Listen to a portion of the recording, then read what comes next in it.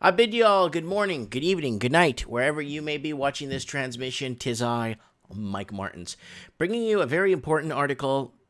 It's got to be kind of thrown out there. It's from a day or two ago, but it's been mounting for a long time. And what is actually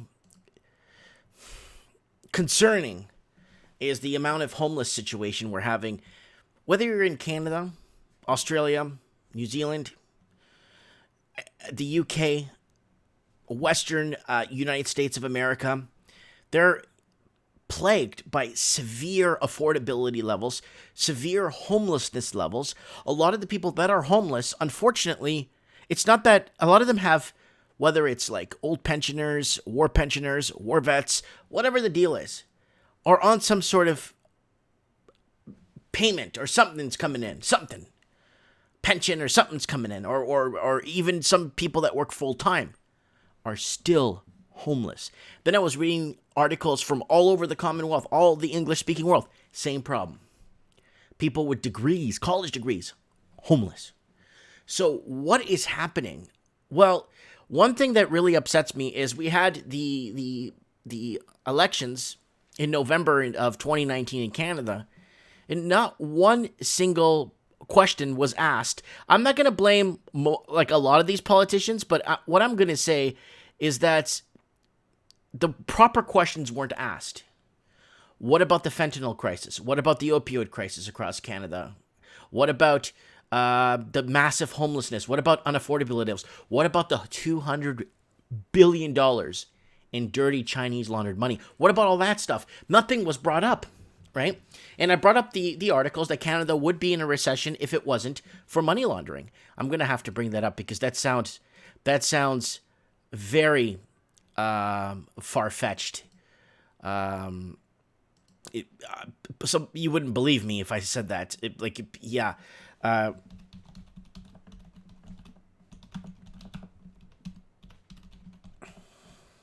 Here it is. Canada would be in a recession without money laundering, and there it is by provinces. This is all the way up into 2015. This is how many billions of dollars per year per province in Ontario. There it is in the prairies, and there it is. So roughly from 2011 to 2015, they're looking at a $200 billion, $500 million. So that's a lot of cake. That's a lot of money laundered, and we would be basically in a recession. Canada would be in a recession if it wasn't. None of this stuff was brought up, but what is this money laundering? What is all this doing? Well, it's creating unaffordability, right? So let's go back to here.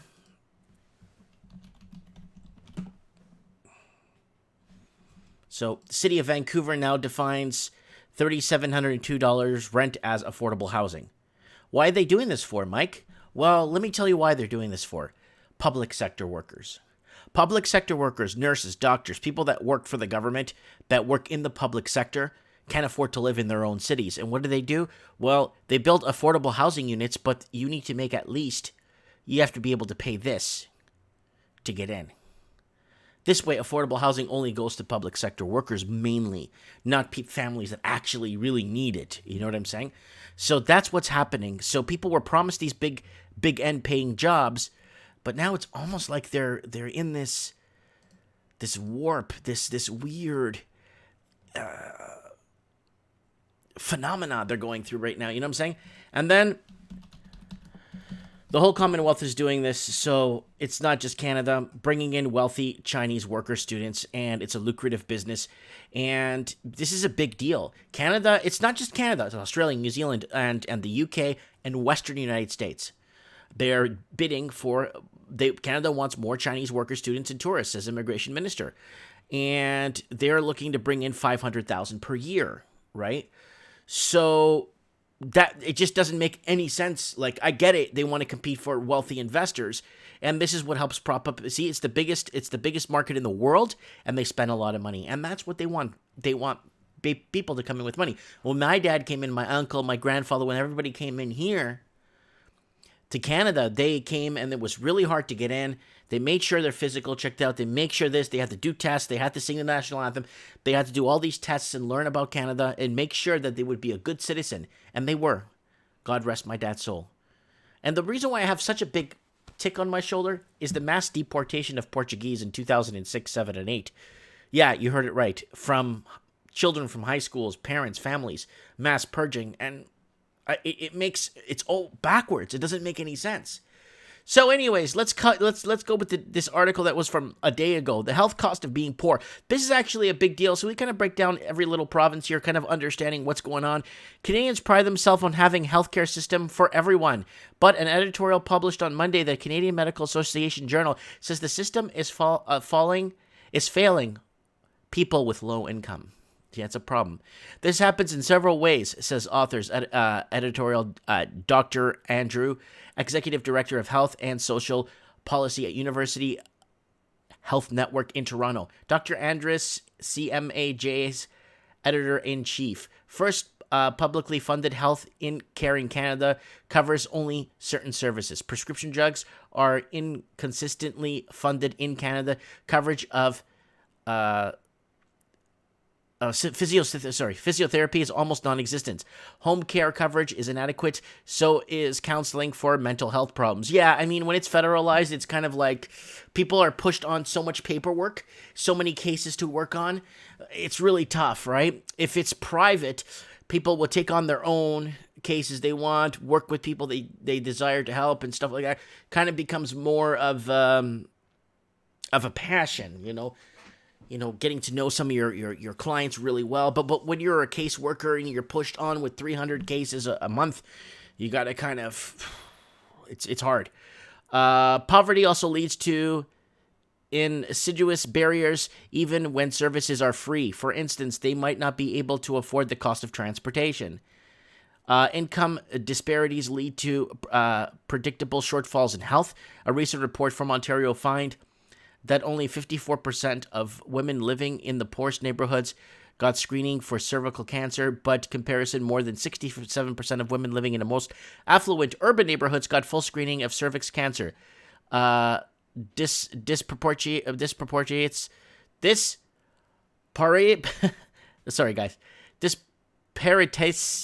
like the true for colorectal cancer screening too.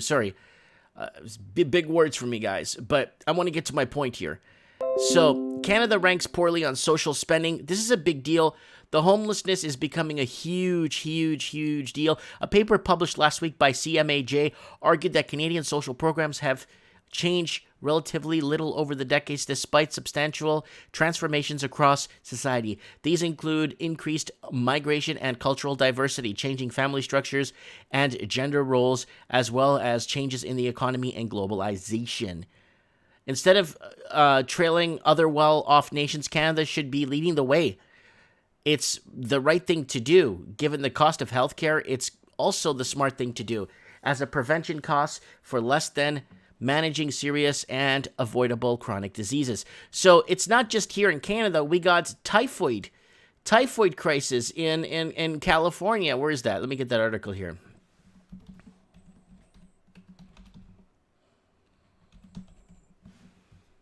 Typhoid fever in California. Let's go to the news here. I'm bringing this up as I go. See, typhoid fever, typhus, tuberculosis are LA's medieval disease. Wow, there's like 1 million articles opening up. Wow. Medieval disease coming to your city. So here it is. Los Angeles has a growing problem with diseases borne by fleas and feces. The LAPD officer was just diagnosed with typhoid fever, along with 2 more from the same workplace displaying symptoms. Meanwhile, cases of typhus caused by a different bacterium have soared in California from 13 in 2008 to about 167 in 2018. In addition, there have been outbreaks of hepatitis A, tuberculosis, and staph in LA where other West Coast cities. So everybody is pretty much being pushed out and trying to find a way, you know what I'm saying? Holy crap. That's huge. So I'm not making this stuff up, guys. This is like real deal here. So the cost of being poor is costing, putting a strain on. You see, I think if a lot of people had a chance, like this guy looks like a really young man here. This guy does not look like he's older than 25, and he's out sleeping on the streets. With cold setting in BC, homeless advocates say more shelters, warming spaces are needed. right? The city of Vancouver says several temporary warming centers and emergency weather shelters will stay open until last Wednesday, with more shelters opening on Sunday. So they're opening up more shelters, but opening more shelters is just it's not gonna fix the problem. It's gonna temporarily help people, but it won't fix the problem that they're in. And a lot of people have fallen through the cracks.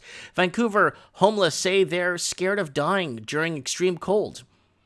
Organizations in downtown Vancouver are doing everything they can do to ensure people's staying dry and warm, exceeding capacity at their shelters, and handing out as many warm clothing as possible. Look at this. This is parks all over Vancouver.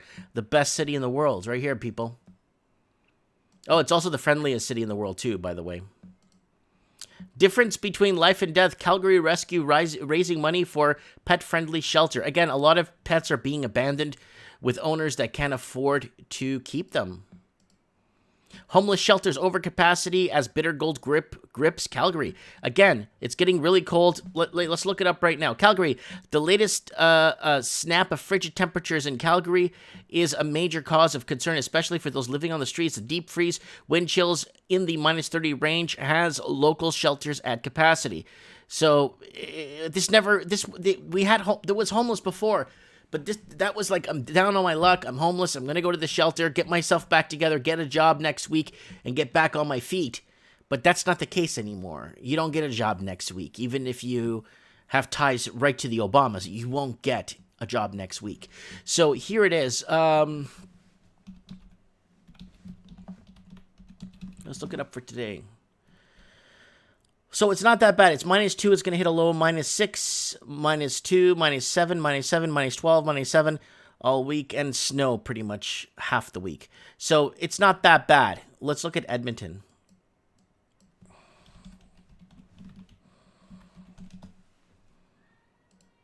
-3, -2, -13, -6. So it's it's not the greatest, but it isn't the best either. Post-millennial. From the post-millennial, temperatures drop. What should a city do for the homeless? Right?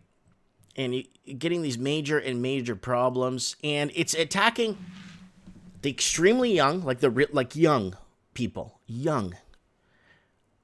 Then you got the really old and feeble, and then you got the war vets. It's basically the people that I've spoken to people that worked their whole lives into a pension plan and everything. And they got nothing. They got nothing. Homeless in Saskatoon in a difficult bind. Homelessness is a problem that almost every society suffers from. Homelessness is defined as living in housing that is below the minimum standard or lacks secure tender. In Saskatchewan, homelessness has become a grave concern and serious reality for many women and children. Speaking of women and children, let's see what Ireland's homeless is at right now. We were covering that really closely.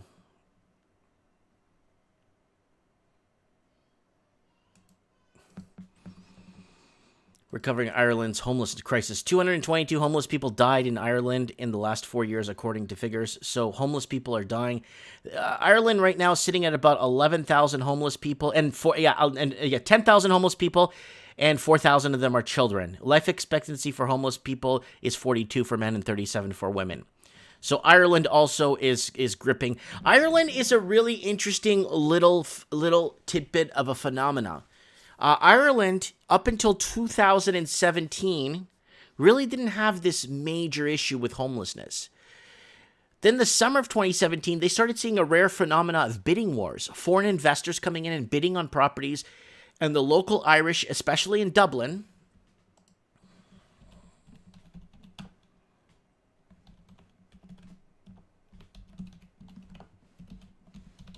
see if I could find the article here. In Dublin, they're raising taxes, and what's happened, it's gotten so bad in Ireland, they started seeing this rare phenomenon, and it's gotten so bad that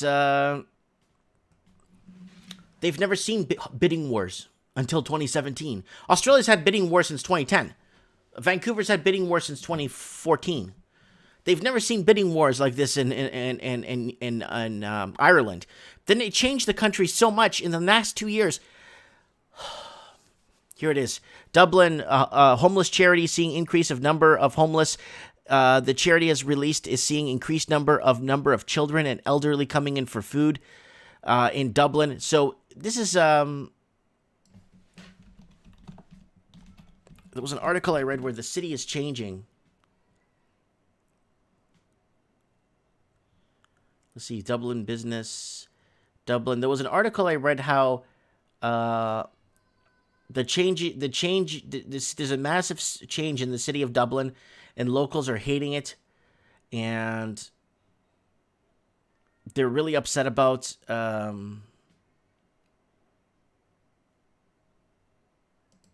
yeah, right here. How is it changing and who it's for? So, like, the city of Vancouver is changing. It's changed a lot. But who's it for? It's for the wealthy. It's very everybody's very rich there, or they're very poor and homeless, right? Okay, let's continue here. So this is all over the Commonwealth, guys. This is just not encampment removal of poor response to homeless in Winnipeg. Again, this is from a few days ago. This is from today, actually. Homelessness is a pervasive issue in our society. The number of people experiencing homelessness in Winnipeg is estimated to be around 3,000 and 15,000. I didn't know that many people lived in Winnipeg. If space is not available in the shelter or people are not comfortable staying in one, they will have to fend for themselves through whatever means necessary to survive. What the hell is that supposed to mean? And all these cities have huge amounts of empty homes too. Homeless community displaced after city raises their camp following TP blaze. See, the city of Winnipeg has cleared a temporary homeless camp near the Disraeli Bridge after a second TP donated to the people living there burned down on Tuesday. Probably trying to keep it warm, right? City of Toronto crews dismantle Rosedale Valley homeless encampment despite the pushback. So, well, there it is there, guys. Just people out in the cold with nowhere to go. You know, right off the street there, and they're just trying to live under a bridge.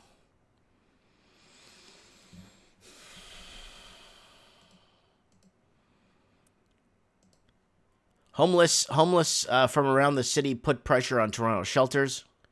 So this is what's happening now. A lot of people are coming now to the bigger cities. So what's happening is you're seeing a mass exodus of millennials. You're seeing a mass exodus of Europeans moving back to Europe right now. There's a lot of Europeans selling their homes to whoever wants to buy them for those ridiculous amounts of money, and they're just moving to Europe. My friend processes tickets. He told me, like, how long are you going for? How long are you staying out of Canada?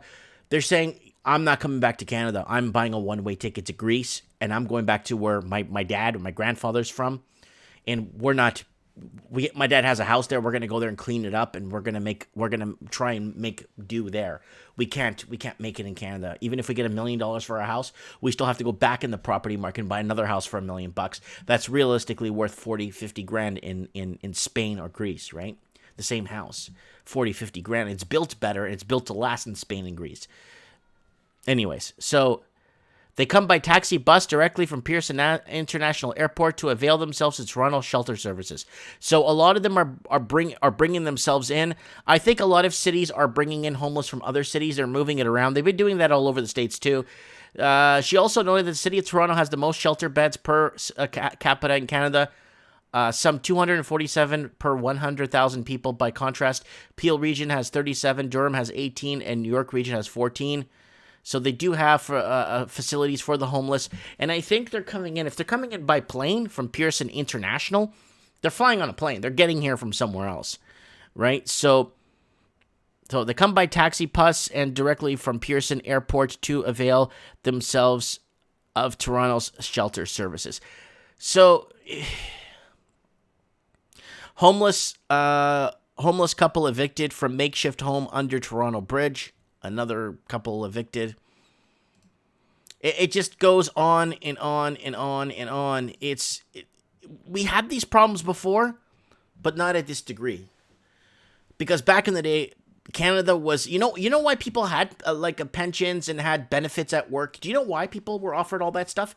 Because it was hard to get good labor back in the day. Back in the day, hey, you come with me. I'm going to give you dental, and I'm going to give you this, and I'm going to give you a 10% return on your pension. I'm going to give you this, and you're going to get a stock options to buy in the company, and we'll match that, blah, blah, blah. Back in the day, that's how it was back in the day. You were high demand back in the day. Back in the day, they made sure they hired you and took care of you and your family back in the day. That's why they had unions and all that stuff. They did that because they needed you. They needed you more than you needed them, realistically. Now, it got to a point where now you're temporary. They don't need you. They don't want to put you in pensions. They don't want to do nothing for you. They don't want to give you a program. They don't want to pay your health. It's gotten so bad now that employment now, we're making a lot less than we ever did because the cost of everything has gotten more expensive and wages have never caught up to inflation. And that's the damaging part right now that we're in. Now, this is what we're going to have to do. Something's going to have to give somewhere, somehow. This is beyond. The Canadian proper, finished. The Canadian proper's finished. Oh, I sold my house for $1 million. I bought it at the right time. Okay. So now what are you going to do with that $1 million? There's not much you could do in Canada with $1 million unless you move out to the sticks to a small town like I did. Same thing with people living in people. That's why people are just going back. They're going back to Europe because they feel that, they were there and they left Europe at a time when Europe wasn't well and things weren't bad, were pretty bad. But the amount of people that I'm hearing from a specific someone that knows the numbers and reports them to Stats Canada is phenomenal. The amount of European-born citizens that immigrated to Canada are leaving back, or their children, first and second generation children, moving back to the motherland. So let me know what you guys think. I would really like to. Guys, come on, support the transmission. Click the join button here. Don't forget to join the channel, Mike in the Night this Saturday live. Also, guys, don't forget to go here on the top to Teespring. If you want to support me on Patreon, go ahead. I'd appreciate that. If you guys want to buy something from the store, go ahead and buy something from the shop. I've been selling a ton of stuff from the shop. I'm really grateful that people are doing that. And if you guys want to message me, my Facebook link is up here at the top right. If you want to go up there and message me on Facebook, you can. I get maybe 8 to 15 messages per day from people from all over the place. Messaging me. I had someone from Peru message me the other day that watches my channel. Let me know what you guys think. This homeless problem is beyond. It's gotten to a point where we have to start to say, look, enough is enough. Now this crap needs to be fixed because it was never brought up during our elections. None of this was brought up. The money laundering, the dirty money, the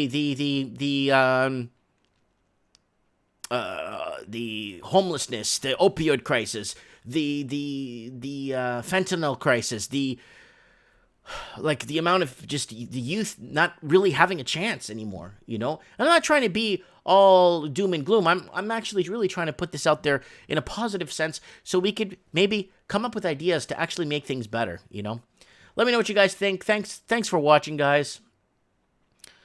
It's bad, but we need solutions. We need to come up with ideas to make things or put things in a better all over the Commonwealth. What's their answer? What's the government's answer? They raise property taxes. They raise taxes on everything. Look at my gas bill, my electricity bill, $400 or $500 bill. I read my bills, by the way. You can see them at the end of this video, right here and here. Watch what I paid for my gas and electricity for the last month. Let me know what you guys think. Comment below. Thanks for donating and supporting the channel.